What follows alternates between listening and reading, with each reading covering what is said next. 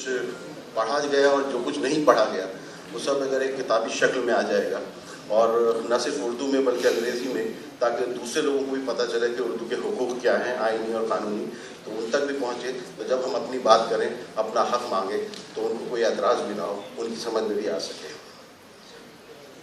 اب میں گزارش کروں گا پروفیسر نصرت پروین خان صاحبہ سے، ڈین faculty of law Jamia Millia Islamia سے، وہ آئیں اور اپنا مقالہ پیش کریں، اور وقت کی نزاکت، ویسے انہوں نے مجھے بتا دیا کہ میں 10 منٹ سے زیادہ نہیں لوں گی، اور میں چاہوں گا کہ وہ 9.5 منٹ کر لیں تو اچھا رہے گا۔ بہت شکریہ۔ سب کا تو ہے، السلام علیکم۔ Respected Justice Ejaz Saab, we have Professor Akhtar Ulwasi Saab with us, Dr. and Dr. Bhatt. Since time is very short and there were 2 speakers prior to me, مجھے کہا گیا ہے کہ میں بہت کم وقت لوں، تو میں کوشش کروں گی، مگر یہاں میرے بہت جانکار لوگ پریزنٹ ہیں، معاف کریے گا، سب کو میرا ریسپیکٹفل سلام اینڈ آل دا آڈینس۔